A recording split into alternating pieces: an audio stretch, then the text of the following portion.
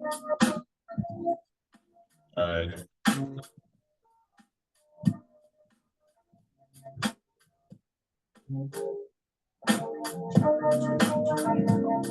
Oh, you want to mute this after the music is over, right? Right. Okay. All right. Let's do it.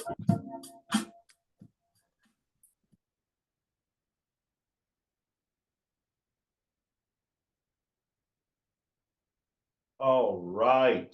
All right. All right. Welcome to the Cypher. I'm your host, Tony B, with Mike T. Root to the good bros. Root to the good bros. And I got to say this, we are brought to you by our friends at Greek Ohana Action League, bringing sororities and fraternities together. Also, ADT, always there, protecting what's important, and Major League Football. Let the games begin. Yeah, that's gonna be really exciting. Major League Football, but that's gonna be a new team in St. Louis. Yes, sir. Yeah, right. And you know how we are just starving. Football starving. Yes, because I mean, we got a lot of good football talent out here. You know, got to say what's good with East St. Louis seeing one of the best football programs in the state. Even though I didn't go there, but it's our crosstown rival. But my school shut down, so I got to give them props. Okay. You know what? I'm not mad at it. Yeah, always. It's just like Oak Park River Forest. Got to give the Huskies some love. Yeah, that's right. It's the same type of thing. They're renovating our gym area and the swimming pool area and everything like that. It's supposed to be some big traumatic changes. But man, since I've gone there, I thought it was dope when I went to school there. Oh yeah. Okay, but now I look at it, I'm like, man, the old field that was across the street is all done up and everything. It's crazy. These kids are spoiled. It's a little nuts. Well, you guys probably played on golden turf, so you know. Yeah, that's how it was compared to East St. I'm not saying that. Yeah. I'm just saying. We played on crack 40-ounce bottles. Oh, for sure. Well, today we're going to talk about fast food. We're going to talk about college and NFL football opener. Yes, okay. Yes. We're going to talk about Greek colors and what they really mean. Mm-hmm. And our main topic is going to be the lack of a callus and how the 80s let us just we were able to run wild. We were able to grow up. We were able to experience things, and how that's not the case anymore. Mm-hmm. And we're going to talk about the over feminization of Black men in Hollywood and throughout. And the media. Yes, sir. Yes, sir. Absolutely crazy. Now, our quote for the day is, for working people and union workers, Labor Day stands for something special and profound. It's a day to honor the deep commitment that we have for each other to serve the children we teach. That's crazy. It's a day to honor the deep commitment each of us has to serve the children we teach. That's deep. The families we heal and the communities we love. To all our hardworking Americans, enjoy your day of the rest. To all of our hardworking Americans. Take your time, brother. Take your time. Hey, listen, I'm hooked on phonics, Doc. I'm gonna get it. To all of our hardworking Americans, enjoy your day of rest and fire up that grill. Now, okay, I can agree with that, but at the same time, I'm gonna learn how to read, and we're gonna be that much better. It's very laborious on Labor Day to learn how to read. My man said laborious. Oh, like we playing Scrabble. Don't trip. No, it's all good, man. And always, if you like what you see, smash, hit like and that button. Look at me now. Yeah, for sure. Please hit that like button. I'm not the only one. And subscribe to our show. And there's that little bell icon. Make sure you hit that too to receive notifications. Absolutely. It really helps a ton. Now, but first, let's take a look at the big picture, brought to you by Major League Football. Mm-hmm. Major League Football, let the games begin. For more information about corporate partnership packages, call 314-266-8304 and let the games begin. All right. So what are we going to be talking about today? Let's go ahead and talk about the major topic that we talked about about the 80s and everything. So let's go ahead and highlight on that. We gonna jump on that right now? Yes, sir. Let's go ahead and hit that. Okay. Because I know that you mentioned like how we grew up in the 80s/70s, we're a little bit older. So, but 70s, we were like real young shorties. But the 80s was like that decade that basically you can play outside till the streetlights came on, and it was not the helicopter parents that we are today. And why do you think that kind of changed? I mean, here's the thing. I call it the lack of callous. Now, the reason that I call it a lack of callous is because of the fact that anybody that's been able to run in the streets and go play ball in the street and do whatever, you fall down, you skin your knee, you hurt your knee, you bleed the first time, and you go, oh my God, man, that sucks. You get up and you keep on running. You might skin your knee 5 or 6 times before you even make it back to the crib. Yes, sir. And when you do make it to the crib, your mom probably doesn't notice that you skinned your knee. It probably didn't ask you anything. What she said when you get in the house, go wash up for dinner. Or you were outside being stupid, and that's what happened to you. Yeah, you know what I mean? If she noticed, if she noticed, my moms wouldn't even notice. Now, I bust my head maybe 4 times before she noticed that I was standing there with a handful of blood trying to walk it past to see if I could get into the bathroom. So, I mean, I'm not saying that is a better way, but what we developed was that callous. What we developed was that sense of independence. What we developed was that ability to be able to handle a situation as it comes up, as opposed to shutting down. Plus, we are not as sensitive. Okay, you're out there telling mama jokes. Okay, talking your mama this and your mama that all day. Yeah. Okay? And so when somebody actually says something to you, you don't jump at it. You go like this. Or you come back, you be like, oh, you gonna call me this? Let me tell you about your mama. Right. And you come right back at him because you have that callous on you. You built that up. These kids now, they're soft as baby asses, man. well, we had our little thing too, because I remember we were this sensitive. Well, listen, 2 words can set you off in a fight. It was just 2 words, and somebody say your mama. They didn't have to say your mama is fat or your mama is dumb. Sometimes it's just your mama was the insult, and it's like, okay, we got a box now. Yeah, but see, to me, I was short and fat though, right? So the second they say something to me, regardless of what they say, my comeback was, let me tell you about your mama. Right. And that's all because my mouth was my weapon, because I couldn't outrun you. Well, I know in Chicago you guys call it the dozens. Right? Oh yeah. No, we call it and Jones and yeah, we just call it Joan in here. Yeah. You Joan somebody. You talk about someone's shoes. You talk about. I mean, it was all love though. Even though sometimes get a little sensitive. I mean, you can talk about someone's clothes, the mother, the father. But we weren't shooting nobody. No, we weren't. We weren't shooting. No, you come home, you might be mad, but you know what? You talked about something, and somebody tells you something. You go back the next day and you be like, "Let me tell you about your mama." I mean, yeah, but our parents, like you said earlier, they kind of gave us independence. We were kind of like adults and everything. And in our generation, we were just transitioning to that double income household. Back in the day, they call them the greatest generation, our grandparents or whatever. The woman stayed at home traditionally, and the man went out there and worked. So she took care of the kids. But when we grew up, we were considered latchkey kids. So both parents are working, and we had to come home more than likely to an empty house. We had to make our own food. We had to, maybe take care of our younger siblings. We had to do it all. In Chicago in the springtime, that's when the Cubs. That's why a lot of us are Cubs fans, because of the fact that in Chicago in the springtime, WGN in the afternoon, you come home to a Cubs game.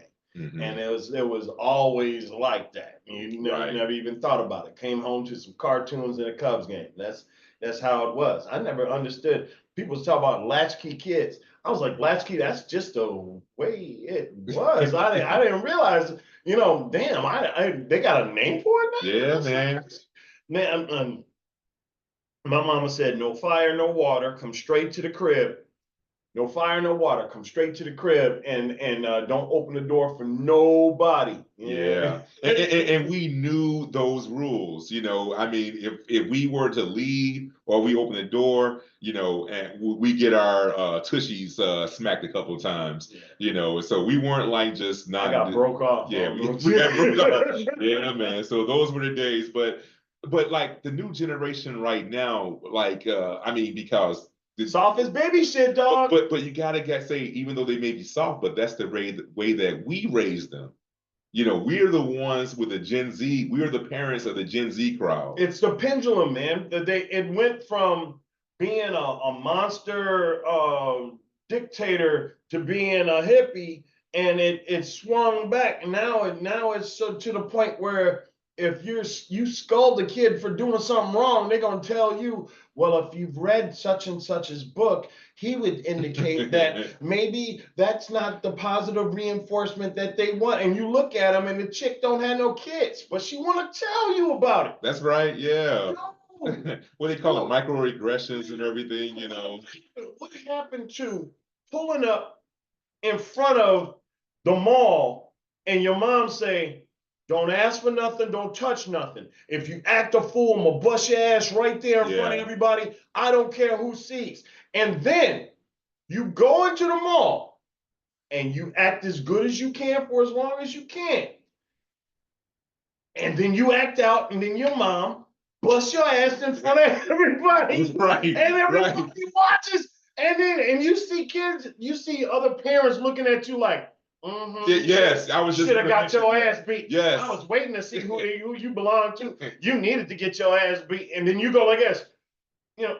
No, that is so true, because you know, like these days, you know, I root for parents that actually used to you know, discipline their kids. And parents are not like shy about it, to like just, okay, I'm gonna smack my kid upside the head or whatever, you know. Hey, I root for that, because most of the time people, you know, from what I've seen, most of the time people that don't have kids, they're like, why are you doing that? You know, what's that? Your arms are for hugs, not slugs. You know, and sometimes, you know, you gotta tap that butt. I'll poke you in the eye. I swear to God, I chase you up the stairs and trip. Yeah. Dog, I'd snip all the little head things off of your shoelaces just to irritate your ass, dude. Are you kidding me? Yeah. Dude, come on, man. See, that's the problem with America now. We talked about this last week. Yeah.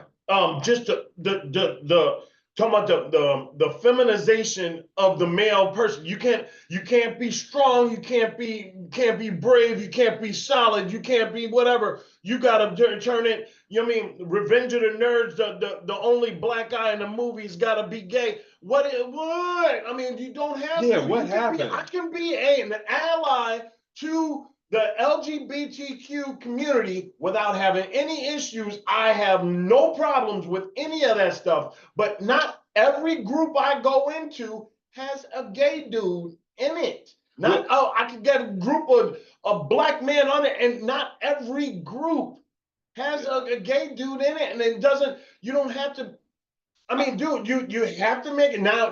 That guy has to be gay in the movie. This guy has to be gay. You can't have a strong male lead and just be like, dude, what's up?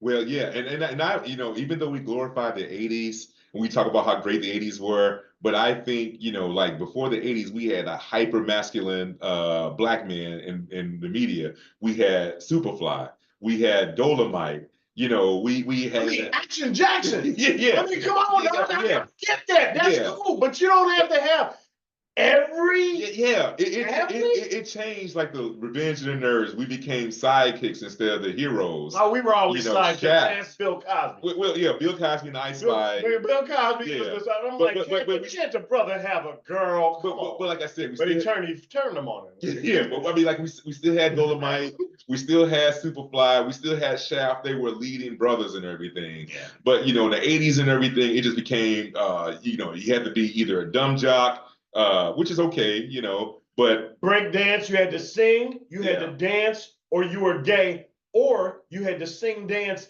and be gay, like Revenge of the Nerds. Yeah, or just hyper feminine, because we didn't actually know if, what's his name, Lamar from Revenge of the Nerds. You knew he was gay. No, but I don't know. If that's your argument right there, no, it was implied, but at the same time, dog, we just didn't dog. No, because we never seen them with the relationship or whatever. And I remember that was your implying. Yeah. Well, I used to watch a TV show also called Greek. It used to come on ABC or whatever. Mhm. And they had the one brother on the show. He was pledging a predominantly white fraternity. And I was just so happy for him. And then, he was the gay guy on the show. He was a token gay guy. So I was like, he can't get the girls, he can't get the women. He's like They don't want to see a brother in that situation. Just America in general. America promotes promiscuity all the way around when you're thinking of David Lee Roth. Yeah. Okay. When you're thinking of Burt Reynolds back in the day, right? He always had all the girls and all this. When you're thinking of any of those rock stars, it's perfectly fine. But when Deshaun Watson says, "Yeah, I was banging about 35 of them," they said, "Oh my God!" Yeah, because it's kind of that hyper masculinity that I think today's society. It's because of the fact that America is threatened by a masculine black male. Yeah, they are threatened by it. They are threatened. Idris Elba is known for his suaveness, not his masculinity. Because Denzel Washington is not sitting there pumping iron for his masculinity. That's not what he's known for. Idris Elba is known for him being suave. The same thing with Denzel, known for his delivery and his intellect and all of stuff like that. But you don't look at who's the masculine male out there and tell me their skin tone. Yeah. Who The Rock? Right. Okay, wait. Vin Diesel? Yeah. Okay, how is that? Yeah. Come on now. And I think Chris Rock or some comedian said, or maybe Cat Williams, he said, as a black man, you haven't made it in Hollywood until you dressed up as a woman. As a woman. So you had like Martin Lawrence, you had Eddie Murphy, you've had who was the other person? Tyler Perry. And listen, and I repeat, I'm gonna look straight at the camera. I repeat, I am the biggest ally for the LGBT community. I believe people need to stay out of other people's business, and I believe that other people need to be able to live their truths and be happy. That's what it's about. It's about being happy, dude. All I want you to be happy, and if you are happy, then I love you for it, and that's all I'm about. But let me tell you, dog.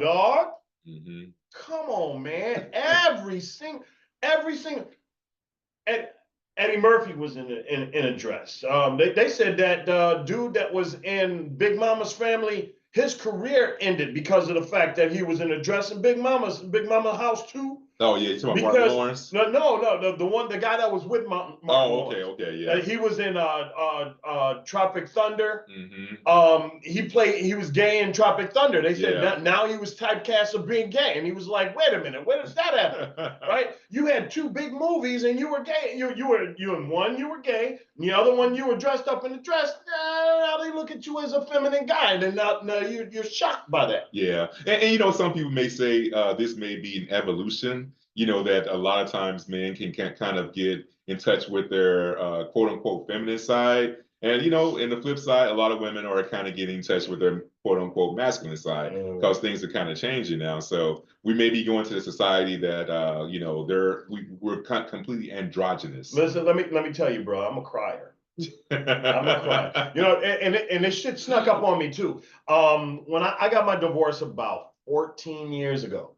And after that, a good ass Hallmark commercial, that shit'll break me off, bro.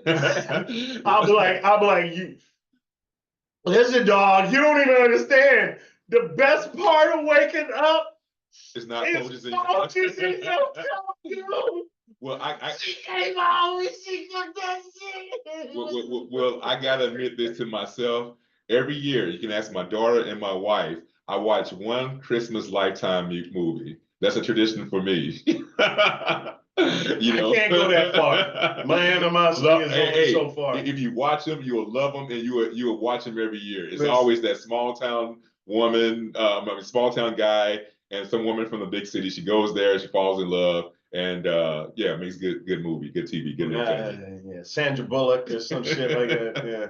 You can put her. What's the girl? Reese Witherspoon, yeah. That's Yeah. You can make that movie about 100,000 times. And put some Sheryl Crow in the background. You got it. And so that movie and the football player who doesn't know how to read that learns how to read because the white coach said, "I believe in you," and then he doesn't miss. Oh yeah, hey, help me, you know. So after Rita Perlman did that shit, I was like, I'm done. You done. I'm done. I'm done.